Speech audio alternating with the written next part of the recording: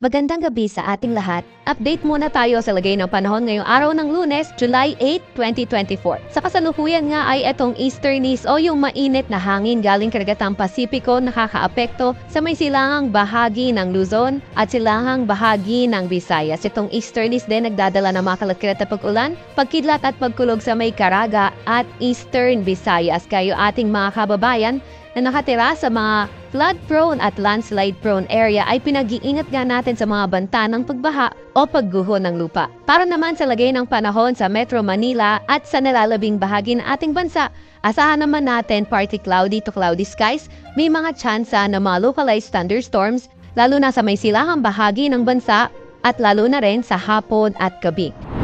Para naman sa lagay na ating panahon bukas, asahan naman natin dito sa Luzon, sa Metro Manila and the rest of Luzon, partly cloudy to cloudy skies at may mga tsansa tayo na mga localized thunderstorms pa rin. Agwat ang temperatura sa Metro Manila ay 26 to 33 degrees Celsius, 18 to 24 degrees Celsius sa may Baguio, 25 to 33 degrees Celsius sa may Lawag at 25 to 34 degrees Celsius naman sa may Tugigaraw, 24 to 31 degrees Celsius sa may Legazpi at 26 to 32 degrees Celsius naman sa may Legazpi.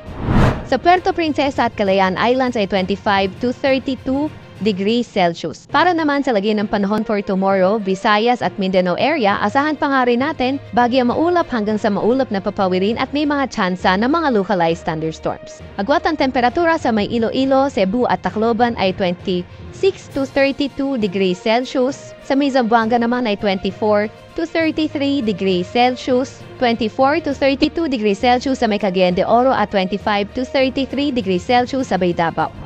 Wala pa rin tayo nakataas na gale warning sa kahit na anong baybayin na ating bansa at currently wala tayong namomonitor low pressure area man or bagyo sa loob or malapit sa ating Philippine Area of Responsibility.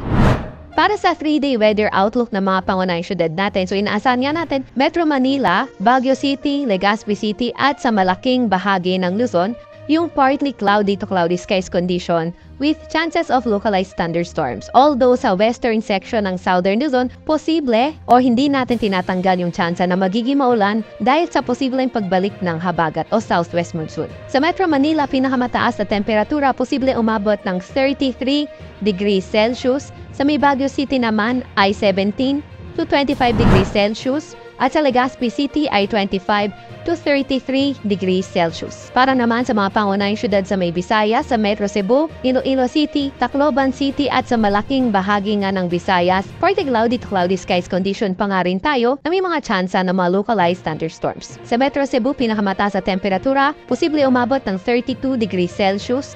Dito naman sa may Iloilo City, posible umabot ng 33 degrees Celsius yung max temp. At sa may Tacloban City, posibleng 33 degrees Celsius pinakamataas na temperatura. Para naman sa mga pangunahing syudad sa may Mindanao area, Metro Davao, Cagayan de Oro City, pati na rin sa malaking bahagi ng Mindanao area, bagyo maulap hanggang sa maulap pa rin yung papawirin na ating inaasahan na may mga tsansa pa nga rin ng mga localized thunderstorms. Although dito sa may Zamboanga City, Wednesday until Thursday, posible na maging partly cloudy to cloudy skies with chances of localized thunderstorms.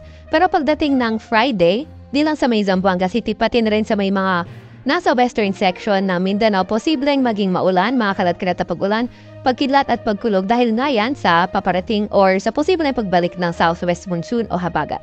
Sa Metro Davao, agwat ang temperatura ay 25 to 33 degrees Celsius. Sa may Cagayan de Oro City ay 24 to 32 degrees Celsius at 24 to 34 degrees Celsius naman sa may Zamboanga City.